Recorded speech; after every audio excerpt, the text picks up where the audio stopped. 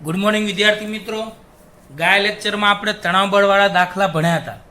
હમણાં છેલ્લા 3-4 લેક્ચરથી આપણે એવું કરીએ છીએ, એક લેક્ચરમાં એટલે કે અડધો કલાકમાં આપણે 2 જ દાખલાઓ ભણાવીએ છીએ. કારણ કે તમારા માટે આ બધી રીતો નવી છે. તમે 11 સાયન્સવાળા વિદ્યાર્થીઓ છો એટલે હું બધું 2-2 વાર તમને સમજાવું છું. ખ્યાલ આવ્યો? એટલે આપણે 2-2 દાખલા જો અડધો કલાકમાં એટલે એક લેક્ચરમાં ચલાવતા હોઈએ તો એ પછી તમને જોરદાર સોલિડ આવડવા જોઈએ. આજે પણ આપણે જે ગયા લેક્ચરમાં દાખલા ભણાવ્યા હતા એના આધારે જ આપણે આગળ વધીએ. તણાવબળના દાખલાઓ, એમાં સ્વાધ્યાયનો 5.16 આ દાખલો પણ તમારે પેમ્પલેટમાંથી કરવો હોય તો પેમ્પલેટમાંથી, નહીતર અત્યારે હું જે ગણાવું એ પ્રમાણે કરશો. તો આમાં તમને લોકોને આકૃતિ પહેલાં હું તમને સમજાવું. આ છત છે એટલે કે આને તમે દ્રઢ આધાર કહી શકો છો. અહીંયા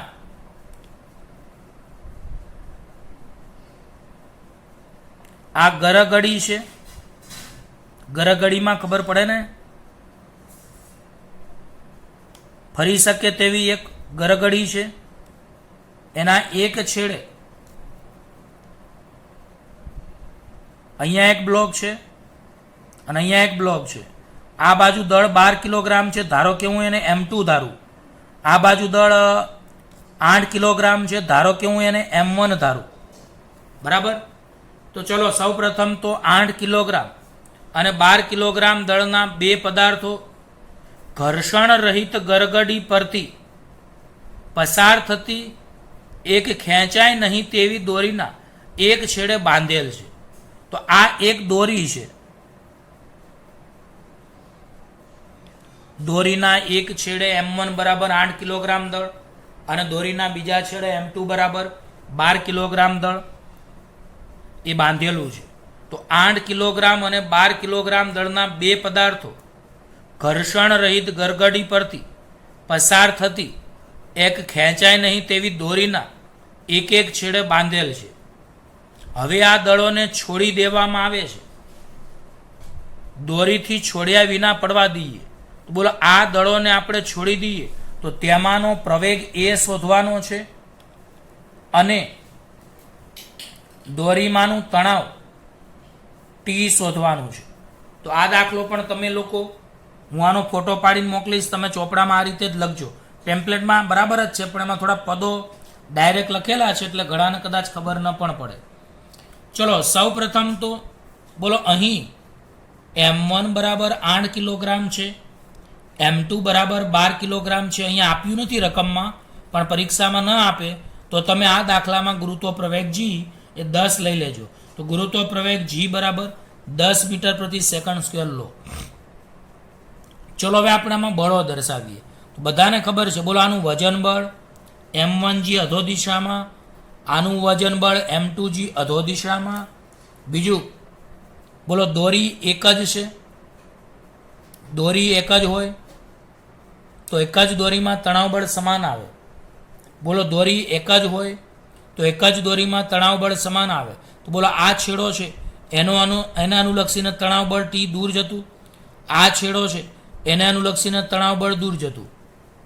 તો બોલો, એક જ દોરીમાં તણાવ બળ સમાન હોય એવું મેં ગયા લેક્ચરમાં શીખવાડ્યું હતું કે એક જ દોરીમાં તણાવ બળ સમાન હોય. બોલો, જે છેડો હોય એને અનુલક્ષીને તણાવ બળ દૂર જતું. જે છેડો હોય એને અનુલક્ષીને તણાવ બળ દૂર જતું. અચ્છા, હવે તમે મને કહો આમાં ગતિ કઈ બાજુ થાય છે? તો બોલો, આ બાજુ વધારે દળ છે, આ બાજુ ઓછું દળ છે. બોલો, આ ગતિ ક્યાં થશે? નીચે થશે. બોલો, આની ગતિ ક્યાં થશે? ઉપર થશે. બોલો, ગતિની વિરુદ્ધ દિશામાં આભાસી બળ લાગે તો આ ગતિ નીચે થાય છે. તો બોલો, અહીંયા આભાસી બળ ક્યાં લાગશે? ઉપર. કેટલું? M2A. બોલો, આમાં ગતિ ઉપર થાય છે તો આનું આભાસી બળ એ M1G M1A નીચે લાગશે. તો બરાબર બળોમાં ખબર પડવી જોઈએ. તો બોલો ફરીવાર, M1 દળના બ્લોક પર વજન બળ M1G અધો દિશામાં, M2 દળના બ્લોક પર વજન બળ M2G અધો દિશામાં. બીજું, જે બળ હોય, જે છેડો હોય એને અનુલક્ષીને તણાવ બળ દૂર જતું એટલે ઉપર. જે છેડો હોય એને અનુલક્ષીને તણાવ બળ દૂર જતું એટલે ઉપર. હવે બોલો આમાં ગતિ નીચે થાય છે, કારણ કે આ બાજુ 12 કિલોગ્રામ છે, આ બાજુ 8 કિલોગ્રામ છે, તો બધાને ખબર પડે એક બાજુ જાડો છોકરો લટકાવ્યો હોય અને એક બાજુ પાતળો છોકરો લટકાવ્યો હોય તો બધાને ખબર પડે કે જાડો છોકરો નીચે આવે અને પાતળો છોકરો ઉપર જાય. એમ વધારે દળ નીચે આવે અને ઓછું દળ ઉપર જાય. તો બોલો અહીં વધારે દળ નીચે આવે તો આની ગતિ નીચે થશે, ગતિ નીચે થશે, આની ગતિ ઉપર થશે. બોલો આભાસી બળ ગતિની વિરુદ્ધ દિશામાં હોય તો બોલો અહીંયા ગતિ ઉપર થાય છે, ગતિ ઉપર થાય છે તો આભાસી બળ m1 એ નીચે આવશે. તો બોલો આભાસી બળ m1 એ નીચે આવશે. બોલો આ જ રીતે ગતિ નીચે થાય છે તો આમાં આભાસી બળ m2 એ ઉપર જશે. હવે આમાં આપણે અલગ આકૃતિ દોરવાની જરૂર નથી, આમાં આપણે સમીકરણ બનાવીએ.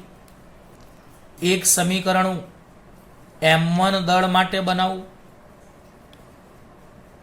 ચલો m1 દળ માટે તો બરાબર જોજો. બોલો આમાં નીચે બરાબર ઉપર, જો આ તીર ક્યાં જાય છે? નીચે, એટલે m1g નીચે લાગે છે, પછી m2 એ પણ નીચે લાગે છે અને ઉપર કયું લાગે છે? t. તો આ સમજવા જેવું છે. બોલો m1g ક્યાં લાગ્યું કહેવાય? તો m1g નીચેની દિશામાં લાગ્યું કહેવાય. m1 એ ક્યાં લાગ્યું કહેવાય? નીચેની દિશામાં લાગ્યું કહેવાય. તણાવ બળ t ક્યાં લાગ્યું કહેવાય? ઉપર.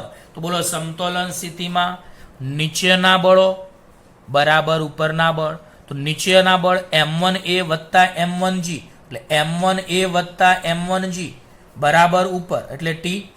હવે આપણે આમાં a વાળા પદોને કરતા બનાવીએ તો m1g આ બાજુ આવે તો માઇનસ, માટે m1a બરાબર t માઇનસ m1g, સમીકરણ નંબર 1. ચલો આ જ રીતે m2 દળ માટે આપણે સમીકરણ બનાવીએ તો ચલો m2 દળ માટેનું સમીકરણ તમે જ કહો તો બોલો આમાં t ક્યાં લાગે છે? ઉપર. m2 એ ક્યાં લાગે છે? ઉપર. આ તીર જોવાના હો, આ તીર જોવાના. જો આ તીર નીચે જતું હતું એટલે અહીંયા નીચે લખ્યું, આ તીર ઉપર જાય છે એટલે ઉપર લખ્યું, અને આ તીર નીચે જાય છે. આ જ રીતે બોલો m2g ક્યાં જાય છે? નીચે. તો ચલો આમાં સમીકરણ બનાવો તો ઉપર બરાબર નીચે, એ વાળું પદ પહેલા લખવાનું. બોલો આમાં ઉપર કયું બળ લાગે છે? m2a અને t. તો બોલો આનું સમીકરણ કયું બનશે? તો m2a પ્લસ t બરાબર m2g. તો બોલો ઉપર બરાબર નીચે, તો ઉપરનું બળ m2a વત્તા t, નીચેનું બળ m2g. હવે t ને આ બાજુ m1a વાળા પદને કરતા બનાવીએ, t આ બાજુ, તો m2a બરાબર m2g માઇનસ t, સમીકરણ નંબર 2 મળ્યું આપણને. બોલો હવે આપણે આ સમીકરણ 1 અને 2 નો સરવાળો કરીએ. બરાબર છે? સમીકરણ 1 અને 2 નો સરવાળો ટેમ્પલેટમાં અહીંયા તમારે m1 g અને a નાના છપાઈ ગયા એટલે અહીંયા g આવશે, m1g, અહીંયા m2g આવે, અહીંયા a આવે અને અહીંયા a આવે, અહીંયા સમીકરણ 2 આવે, એટલી મિસ્ટેક છે. m1g, m1a, m2g, m2a. પણ મેં શું કર્યું છે, આ પેમ્પલેટમાં આ દાખલો સાચો જ છે, પરંતુ એમાં રીત થોડીક ટૂંકી છે. આમાં હું તમને થોડી રીત લાંબી કરી એટલે બધા વિદ્યાર્થીઓને નોર્મલ વિદ્યાર્થીઓને ખબર પડે એ રીતે આપણે સ્ટડી કરાવીએ. ચલો હવે આપણે સમીકરણ 1 અને 2 નો સરવાળો કરતા, ચલો 1 અને 2 નો સરવાળો કરો તો ડાબી સાઈડનો સરવાળો ડાબી સાઈડ સાથે, એટલે m1a પ્લસ m2a જમણી બાજુમાં t minus m1g plus m2g minus t. તો બોલો સમીકરણ 1 અને 2 નો સરવાળો કરતા ડાબી બાજુનો સરવાળો ડાબી બાજુ સાથે, એટલે m1a વત્તા m2a બરાબર જમણી સાઈડનો સરવાળો જમણી સાઈડ સાથે, એટલે t minus m1g plus m2g minus t. ચલો અહીંયા tt ઉડી જશે. ચલો આમાં a સામાન્ય, તો કૌંસમાં m1 પ્લસ m2 વધશે, અહીંયા m2g, તો આપણે પ્લસ વાળું પદ આગળ લખીએ તો m2 માઇનસ m1 અને બંનેમાંથી g સામાન્ય. તો બોલો અહીંયા tt ઉડી જશે, અહીંયા a સામાન્ય એટલે કૌંસમાં m1 પ્લસ m2 બરાબર m2 માઇનસ m1g. હવે આ ગુણાકારમાં છે ને ભાગાકારમાં લઈ જાઓ તો a બરાબર m2 minus m1 upon m1 plus m2 into g. અને હવે આપણે આમાં કિંમતો મૂકીએ તો બોલો આપણી પાસે m2 દળ 12 હતું, m1 8 હતું, m1 હતું 8, m2 12 અને g ગુરુત્વ પ્રવેગ 10. 12 માંથી 8 જાય તો તમે કહો તો 12 માંથી 8 જાય તો 4, 4 ગુણ્યા 10 એટલે 40, 12 ને 8 20, 40 ભાગ્યા 20 એટલે આપણને અહીંયા પ્રવેગ એ બરાબર કેટલો મળશે? 2 મીટર પ્રતિ સેકન્ડ સ્ક્વેર. આ આપણને પ્રવેગ મળી ગયો. આ આન્સર નંબર 1. ગયા લેક્ચરમાં આવો જ દાખલો હતો. ચલો, પ્રવેગ મળી ગયો. હવે આપણે તણાવ બળ ટી શોધવાનું છે. બોલો, સમીકરણ 1 પરથી m1a બરાબર ટી માઇનસ m1g. ચલો, આમાં m1 ની કિંમત તમારી પાસે કેટલી? 8. પ્રવેગ એ કેટલો આવ્યો? 2. ટી શોધવાના છે. m1 ની કિંમત 8, g 10. તો બોલો 8 દુ 16, ટી માઇનસ 80. 80 આ બાજુ આવે તો 16 પ્લસ 80 બરાબર ટી. એટલે ટી બરાબર કેટલા આવશે? તો 80 અને 10, 80 અને 16 96 ન્યૂટન. આ આપણને તણાવ બળ ટી મળશે. તો બોલો, તણાવ બળ ટી કેટલું મળશે? 96 ન્યૂટન. તણાવ બોલો કે તણાવ બળ બોલો. આ આન્સર નંબર 2. તો બોલો, આ દાખલો કેવો લાગ્યો બધાને? હવે આવડી ગયો? તો તણાવ બળના આ રીતની આપણે દાખલાઓ આવે છે. તો ફરીવાર, એક ગરગડી હતી, એક દોરી હતી. એક છેડે m1 બરાબર 8 કિલોગ્રામ દળ, બીજા છેડે m2 બરાબર 12 કિલોગ્રામ દળ લટકાવ્યું છે. તો આપણે શોધવાનું શું હતું? બોલો, આપણે શોધવાનું હતું દોરીમાંનો તણાવ બળ ટી અને પ્રવેગ. m1 બરાબર 8 કિલોગ્રામ, m2 બરાબર 12 કિલોગ્રામ, g 10 મીટર પ્રતિ સેકન્ડ સ્ક્વેર. તો હવે મને કહો શું? તો યાદ રાખો કે છત અહીંયા છે અને આ રીતના બળો બતાવીએ તો બોલો, આનું વજન બળ m1g અધો દિશામાં, આનું વજન બળ m2g અધો દિશામાં. જે છેડો હોય એને અનુલક્ષીને તણાવ બળ ટી દૂર જતું, જે છેડો હોય એને અનુલક્ષીને તણાવ બળ ટી દૂર જતું. બોલો, આની ગતિ નીચે થાય તો આભાસી બળ m2a ઉપર, આની ગતિ ઉપર થાય તો આભાસી બળ m1a નીચે. હવે m1 દળ માટે સમીકરણ બનાવીએ તો નીચે બરાબર ઉપર. એ વાળા પદોને આપણે ડાબી બાજુ રાખવાના, એટલે આપણે નીચે બરાબર ઉપર લખીએ તો m1a વત્તા m1g. નીચે બરાબર ઉપર તો m1a નીચેની દિશાનું બળ m1g નીચેની દિશાનું, તો m1a વત્તા m1g બરાબર ઉપરનું એટલે ટી. m1a વાળા પદને કરતા બનાવીએ તો m1g ના આ બાજુ લઈ જાઓ તો માઇનસ, તો m1a બરાબર ટી માઇનસ m1g. સમીકરણ નંબર 1. બોલો, આ જ રીતે m2 દળ માટે સમીકરણ બનાવીએ તો બોલો, આમાં ઉપર m2a, ઉપર તણાવ બળ ટી અને નીચે m2g. તો ઉપર બરાબર નીચે, તો ઉપર એટલે સરવાળો, તો m2a વત્તા ટી, નીચે એટલે m2g. ટી વાળા પદને જમણી બાજુ લઈ જાઓ તો માઇનસ, m2a બરાબર m2g માઇનસ ટી. તો બોલો, હવે આપણે સમીકરણ 1 અને 2 નો સરવાળો કરીએ તો ડાબી સાઈડનો સરવાળો ડાબી સાઈડ સાથે, જમણી સાઈડનો સરવાળો જમણી સાઈડ સાથે, એટલે m1a પ્લસ m2a બરાબર T minus m1g plus m2g minus T. બોલો, આમાં ટી ઉડી જશે. તો બોલો, આમાં a સામાન્ય, તો m1 પ્લસ m2 બરાબર m2 માઇનસ m1g. આ પ્લસ પહેલાં લખ્યું, માઇનસ પછી. આને નીચે લઈ જાઓ તો a બરાબર m2 minus m1g upon m1 plus m2. કિંમતો મૂકી, m2 12, m1 8, m1 8, m2 12, g 10. તો 40 ભાગ્યા 20 એટલે 2 મીટર પ્રતિ સેકન્ડ સ્ક્વેર આપણને પ્રવેગ મળી ગયો. અને આ જ રીતે આપણે સમીકરણ 1 પરથી m1a બરાબર T minus m1g, m1 8 a 2 T minus m1 8 g 10 એટલે 16 બરાબર ટી માઇનસ 80, 16 પ્લસ 80 બરાબર ટી. તો ટી બરાબર આપણને કેટલા મળશે? 96 ન્યૂટન મળશે. આવડશે આ દાખલો? પાક્કો. આ પણ તમારે ટેમ્પલેટ પ્રમાણે નહીં ગણવાનો, પણ અત્યારે મેં જે ગણાયો એ પ્રમાણે તમારે ગણવાનો. ચલો, હવે આપણે આની પછી એક દાખલાની બીજી ચર્ચા કરીએ.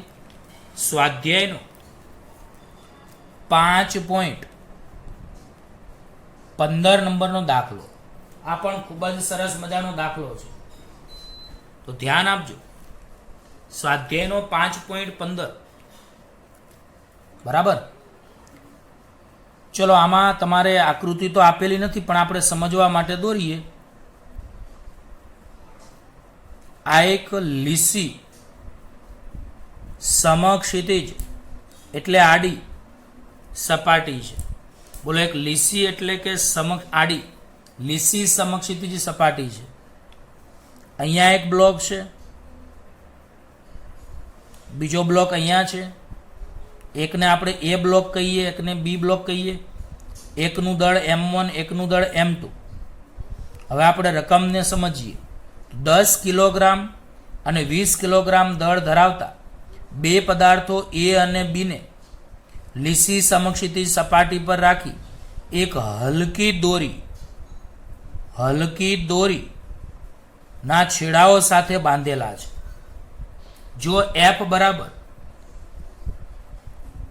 600 ન્યૂટન જેટલું બળ સમક્ષિતિજ બળ એ પર અને બી પર લગાડવામાં આવે, બોલો એ પર અને બી પર એ પર અને બી પર દોરીની દિશામાં લગાડવામાં આવે તો દરેક કિસ્સામાં તણાવ બળ કેટલું હશે? તો બોલો દરેક કિસ્સામાં તણાવ ટી કેટલું હશે? આ આપણે શોધવાનું છે. તો બોલો આ આકૃતિમાં તમને બળ F બરાબર 600 ન્યૂટન કઈ બાજુ લાગેલું છે? બી પર લાગેલું છે. આ બીજી આકૃતિ.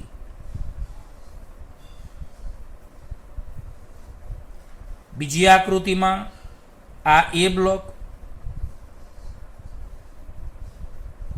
આ બી બ્લોક. પણ બોલો આમાં આપણે ધારો કે એ બ્લોક ઉપર બળ લાગે છે કેટલા ન્યૂટન? 600 ન્યૂટન. બરાબર છે. કેટલા ન્યૂટન? 600 ન્યૂટન.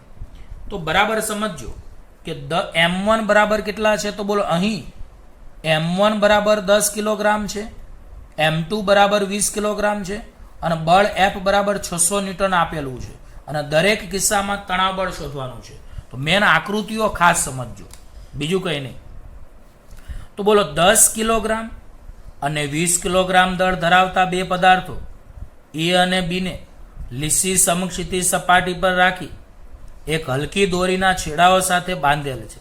તો બોલો 10 કિલોગ્રામ અને 20 કિલોગ્રામ દળ ધરાવતા બે પદાર્થો એ અને બીને લીસી સમક્ષિતિજ સપાટી પર રાખી એક હલકી દોરીના છેડાઓ સાથે બાંધેલ છે.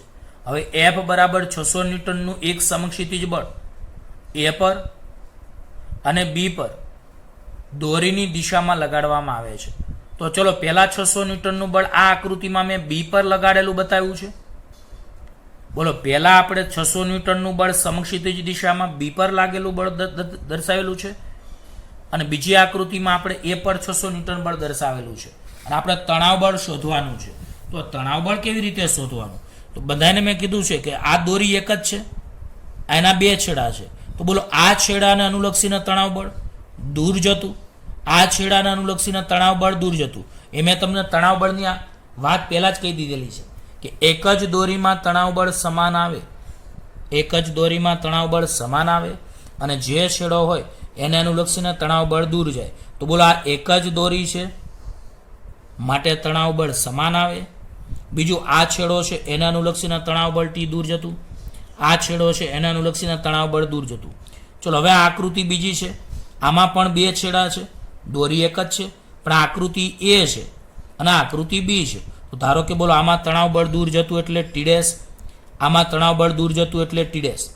તો બોલો દોરી એક જ છે તો એક જ દોરીમાં તણાવ બળ સમાન આવે. બીજું જે છેડો હોય એને અનુલક્ષીને તણાવ બળ દૂર જતું, જે છેડો હોય એને અનુલક્ષીને તણાવ બળ દૂર જતું, જે છેડો હોય એને અનુલક્ષીને તણાવ બળ દૂર જતું અને જે છેડો હોય એને અનુલક્ષીને તણાવ બળ કેવું દૂર જતું. તો ચલો હવે એક વાત બીજી કહો કે આ 600 ન્યૂટન બળ લગાડશો તો પહેલો પદાર્થ ગતિ કરશે કે બીજો પદાર્થ ગતિ કરશે? તો ઘણા કે સાહેબ બંને પદાર્થો ગતિ તો કરવાના જ છે, બંને પદાર્થો ગતિ કરશે. સાચી વાત છે. તો બોલો અહીં પહેલો પદાર્થ ગતિ કરે કે બીજો પદાર્થ? તો બંને ગતિ કરે. તો એટલું યાદ રાખો કે પહેલી આકૃતિમાં કુલ તંત્રનો પ્રવેગ, તો બોલો પ્રવેગ બરાબર કુલ બળ ભાગ્યા કુલ દળ. બરાબર, આ પહેલી આકૃતિ મુજબ આપણે દાખલો ગણીએ છીએ. ચલો તંત્રનો કુલ પ્રવેગ એ, ચલો આમાં કુલ બળ કેટલું? તો બોલો આમાં કુલ બળ કેટલું છે? F. કુલ દળ એટલે M1 પ્લસ M2. બોલો આમાં બળ F કેટલું? 600. M1 દળ 10, M2 20, 600 ભાગ્યા 10 વત્તા 20 એટલે 30. તો બોલો આનો પ્રવેગ કેટલો આવશે? તો એ બરાબર 20 મીટર પ્રતિ સેકન્ડ સ્ક્વેર આવશે. હા કે ના? હવે તમારે લોકોએ પ્રવેગ માંગ્યો છે, સોરી તણાવ બળ ટી શોધવાનું છે. પ્રિય વિદ્યાર્થીઓ, આમાં સહેલું પડે એ કરવાનું. ચલો મને કહો આમાં ગતિ કઈ બાજુ થવાની? જમણી બાજુ. તો ચલો મને કહો આમાં M1A બ્લોકને આધારે કહીએ તો ગતિ જમણી બાજુ. તો બોલવાનું આભાસી બળ M1A કઈ બાજુ લાગવાનું? ડાબી બાજુ. તો બોલો આપણે આ પહેલી આકૃતિને અનુલક્ષીને લઈએ તો તણાવ બળ ટી જમણી બાજુ, આભાસી બળ પાછળ. તો બોલો આ પહેલા બ્લોકને અનુલક્ષીને આપણે ગણીએ તો બોલો આમાં ગતિ ક્યાં થવાની? જમણી બાજુ. કેમ? તો M1A છે પણ બળ તો B પર 600 ન્યૂટન બળ સમક્ષિતિજ દિશામાં લાગે છે. તો બોલો B પર બળ આડું લાગે છે 600 ન્યૂટન. તો બોલો આમાં B પર 600 ન્યૂટન બળ જમણી બાજુ અને આમાં A પર 600 ન્યૂટન બળ લાગે છે. હવે આની ગતિ જમણી બાજુ થવાની તો આભાસી બળ ડાબી બાજુ લાગવાનું. તો M1A બરાબર T. તો બોલો આમાં તમારે ડાબી બાજુ બરાબર જમણી બાજુ એટલે શું લખી શકાય? ખબર પડી ગઈ? પાક્કું? તો બોલો આમાં T બરાબર M1A લખાશે. જો આમાં T કઈ બાજુ જાય છે? જમણી બાજુ. M1A ડાબી બાજુ. તો T બરાબર M1A લખાશે. તો હું લખું છું કે M1 દળ માટે T બરાબર M1A. હવે આપણી પાસે M1 ની કિંમત કેટલી છે? તો M1 ની કિંમત 10, પ્રવેગની કિંમત 20. તો આના આધારે તણાવ બળ T 200 ન્યૂટન મળશે. બોલો આ કઈ આકૃતિ પ્રમાણે મળ્યું આપણને? પહેલી આકૃતિ મુજબ. ચલો આપણે બીજી આકૃતિના આધારે અહીંયા બાજુમાં લખીએ. ચલો બીજી આકૃતિમાં પણ આમાં જોવા જઈએ તો શું થશે? તો બોલો આની ગતિ કઈ બાજુ થવાની? ડાબી બાજુ. તો ચલો આમાં ગતિ કઈ બાજુ થવાની? ડાબી બાજુ. તો બોલો આમાં આભાસી બળ ક્યાં લાગવાનું? M2A જમણી બાજુ. આભાસી બળ. તો આપણે આટલાની જ સમજૂતી લઈશું, પણ એની પહેલા આમાં ગતિ કોણ કરવાનું? પહેલો બ્લોક ગતિ કરવાનો, બીજો બ્લોક ગતિ કરવાનો કે બંને ગતિ કરવાના? તો બંને ગતિ કરવાના. તો બંને ગતિ કરવાના એટલે એને કહેવાય કુલ તંત્રનો પ્રવેગ. તો બોલો તંત્રનો પ્રવેગ બરાબર કુલ બળ ભાગ્યા કુલ દળ.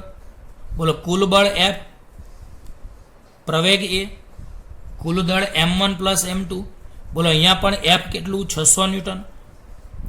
M1 10, M2 20.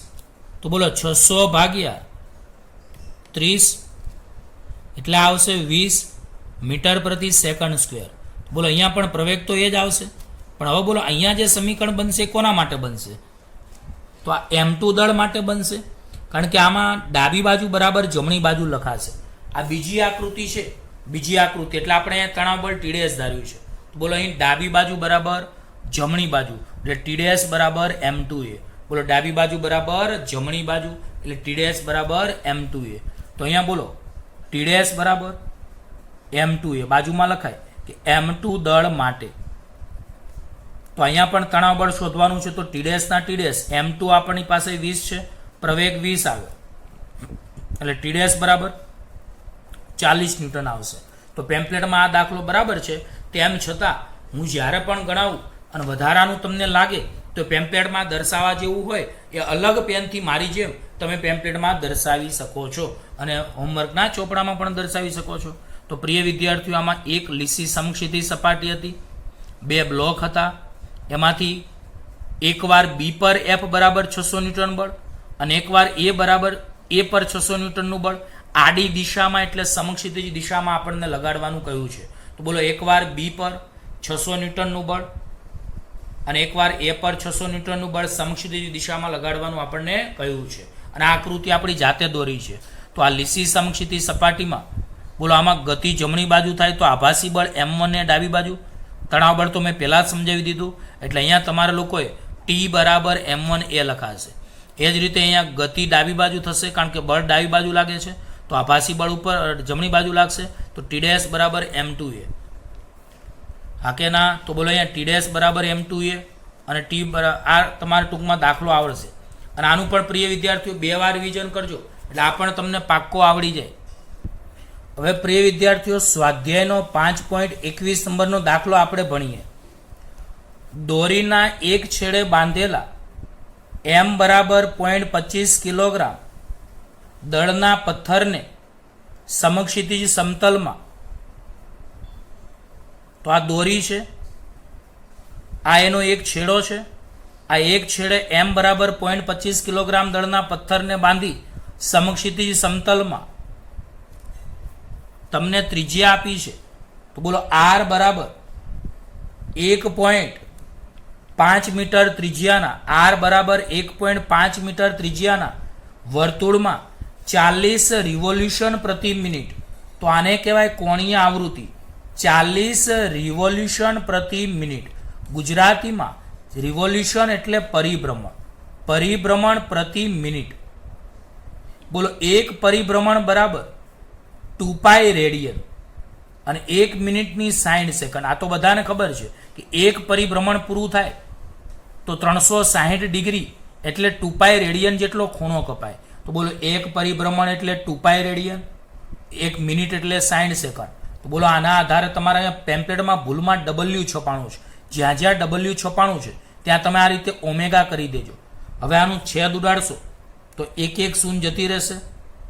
2 તરી 6 એટલે 4π/3 રેડિયન પ્રતિ સેકન્ડ. આ આપણે ઓમેગા કોણીય આવૃત્તિ આવશે. તો દોરીમાં તમારે તણાવ બળ T શોધવાનું છે. બોલો દોરીમાં તણાવ બળ કયું શોધવાનું છે? T. જો દોરી મહત્તમ 200 ન્યૂટન નું તણાવ ખમી શકે, એટલે આપણને મહત્તમ તણાવ T' બરાબર 200 ન્યૂટન ખમી શકે તો કેટલી મહત્તમ, તો તમારે શોધવાનું શું છે?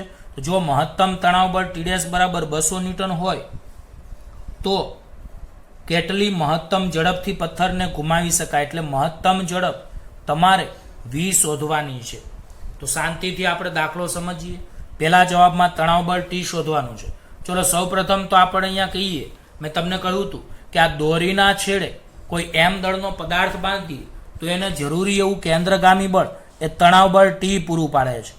બોલો અહીં વર્તુળાકાર ગતિ કરવા માટે જરૂરી એવું કેન્દ્રગામી બળ એ તણાવ બળ T પૂરું પાડે છે. એટલે તમે અહીંયા આવું લખી શકો છો કે અહીં નિયમિત વર્તુળાકાર ગતિ માટે જરૂરી એવું કેન્દ્રગામી બળ તણાવ બળ T પૂરું પાડે છે. બોલો કેન્દ્રગામી બળ એટલે mv²/r અને તણાવ બળ એટલે T. પણ તમે v બરાબર r ઓમેગા સૂત્ર આપણે ભણી ગયા.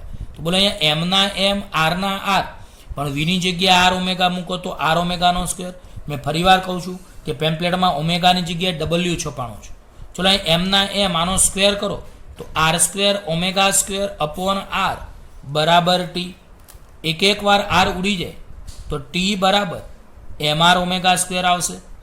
અને માટે T m ની જગ્યાએ તો દળ તમને 0.25 આપ્યું છે, ત્રિજ્યા r 1.5 આપી છે અને ઓમેગા આપણને 4π/3 એનો હોલ સ્ક્વેર આપણને મળ્યું છે. તો સાદુરૂપ આપશો તો પાઈ 3.14, 4 ગુણ્યા 3.14 કરવાના, એને ભાગ્યા 3 કરવાના, પછી જે આવે એનો વર્ગ કરવાનો અને પછી ગુણાકાર કરવાનો. એટલે તણાવ બળ 6.57 ન્યૂટન. આ આપણને પહેલો જવાબ, આન્સર નંબર આપણને 1 મળ્યો. હજુ આપણે બીજો જવાબ શોધવાનો છે. હવે પ્રિય વિદ્યાર્થીઓ, આપણને આગળ કહ્યું છે કે હવે જો 200 ન્યૂટનનું તણાવ બળ લાગુ પાડતા દોરી સાથેની પથ્થર તૂટી ન જાય, દોરી સાથેનો પથ્થર તૂટી ન જાય તે માટે કેન્દ્રગામી બળ એ તણાવ બળ T' જેટલું કાં તો એના જેટલું હોવું જોઈએ. તો કેન્દ્રગામી બળ એટલે mv²/r, તણાવ બળ T'. આ બીજી સ્થિતિમાં છે, 200 ન્યૂટનનું તણાવ બળ લેવાનું છે. બોલો અહીં v² ઝડપ શોધવાની છે. તો v² બરાબર T', r ગુણાકારમાં છે, ભાગાકારમાં છે તો ગુણાકારમાં એટલે r T' અપોન m. તો આ ગુણાકારમાં છે ભાગાકારમાં છે ગુણાકારમાં એટલે r ભાગાકારમાંથી ગુણાકારમાં એટલે r T' અને દળ m નીચે આવશે. બોલો v² ના v², અહીં ત્રિજ્યા 1.5, મહત્તમ તણાવ બળ T' 200 અને દળ 0.25. તો આના આધારે તમારે 1200 v² આવશે. આને તમે વી મેક્સિમમ પણ કહી શકો છો. અને બંને બાજુ વર્ગમૂળ કરો તો વી મેક્સિમમ બરાબર 1200નું વર્ગમૂળ, એટલે આના આધાર આવશે મહત્તમ તમારે ઝડપ 34.64 મીટર પ્રતિ સેકન્ડ તમારે આવશે. તો આ રીતે આપણે સ્વાધ્યાયનો આ દાખલો તમને પાકી ખબર પડી ગઈ એકદમ. તો આ રીતની આપણે અહીંયા સ્થિતિ આવશે. તો આ દાખલામાં પહેલાં શું કહ્યું હતું તમને, તો પહેલાં તમારામાં બે ભાગ પાડેલા છે. દળ આપ્યું છે 0.25 કિલોગ્રામ, ત્રિજ્યા 1.5 મીટર, ઓમેગા 40 રિવોલ્યુશન પ્રતિ મિનિટ એટલે પરિભ્રમણ પ્રતિ મિનિટ, એક પરિભ્રમણના 2π રેડિયન, 1 મિનિટની 60 સેકન્ડ, 0 જતા રહે 2 તરી 6 એટલે આવશે 4π/3 રેડિયન પ્રતિ સેકન્ડ. હવે બોલો મહત્તમ તણાવ બળ TDS બરાબર 200 ન્યૂટન હોય તો તમારે મહત્તમ ઝડપઈ શોધવાની છે અને તણાવ બળ શોધવાનું છે. એટલે આ દાખલામાં બે જવાબ માંગ્યા છે. બોલો નિયમિત વર્તુળાકાર ગતિ માટે કેન્દ્રગામી બળ બરાબર તણાવ બળ. કેન્દ્રગામી બળ mv²/r, તણાવ બળ T. v બરાબર r ઓમેગા મૂકીએ તો v બરાબર r ઓમેગા, r² ઓમેગા² એક વાર r ઉડી જાય તો T બરાબર mr ઓમેગા². દળ m 0.25, r 1.5, ઓમેગાની કિંમત મૂકો એટલે તણાવ બળ T મળી જાય. અને આવી જ રીતે આપણે બીજી સ્થિતિમાં તમારે શું કરવાનું છે, તો બોલો બીજી સ્થિતિમાં તમારે 200 ન્યૂટનનું મહત્તમ તણાવ બળ TDS આપ્યું છે અને મહત્તમ ઝડપ શોધવાની છે. તો કેન્દ્રગામી બળ તણાવ બળ TDS જેટલું કાંઈ એનાથી ઓછું હોવું જોઈએ. તો આપણે અહીંયા મહત્તમ ઝડપ શોધવા બરાબર લઈ લઈએ તો mv²/r બરાબર TDS, જ્યાં TDS મહત્તમ તણાવ બળ છે. r ભાગાકારમાંથી ગુણાકારમાં, m ગુણાકારમાંથી ભાગાકારમાં કિંમતો મૂકો તો તમને આના આધારે ઝડપ v મેક્સિમમ તમને મળી જશે. બરાબર. તો પ્રિય વિદ્યાર્થીઓ, આ દાખલાની પણ હું તમને PDF મોકલી દઈશ. બરાબર છે, બંને દાખલા લેક્ચરોની. બાકીનું આપણે આની પછીના લેક્ચરમાં ભણીએ. Bye bye.